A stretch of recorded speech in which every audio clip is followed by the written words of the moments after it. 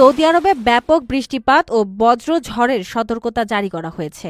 আগামী কয়েকদিন দেশটির বিভিন্ন অঞ্চলে বজ্রসহ ভারী বৃষ্টি, শিলাবৃষ্টি ও ঝোড়ো হাওয়া দেখা দিতে পারে বলে জানিয়েছে সিভিল ডিফেন্স বিভাগ।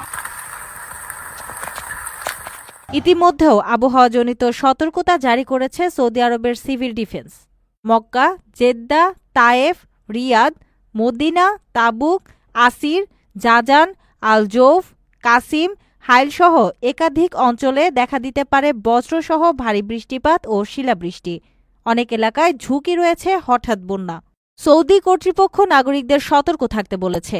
বিশেষ করে নিম্নাঞ্চল, উপত্যকা ও জলপ্রবাহ পথ এড়িয়ে চলার আহ্বান জানানো হয়েছে। অপ্রয়োজনীয় ভ্রমণ বন্ধ রাখা এবং সরকারি তথ্যসূত্রে নজর রাখার পরামর্শ দেওয়া হয়েছে। এছাড়া জনগণকে ওয়াদি বা পানির স্রোতে সাঁতার না কাটতে কিংবা শক্তিশালী বন্যার প্রবাহে প্রবেশ না করতে সতর্ক করে দিয়েছে সিভিল ডিফেন্স।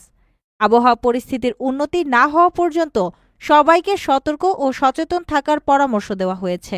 সৌদি আরবের আবহাওয়ার এই হঠাৎ পরিবর্তনে ঝুঁকি এড়াতে সতর্ক থাকুন। বিশেষ করে প্রবাসী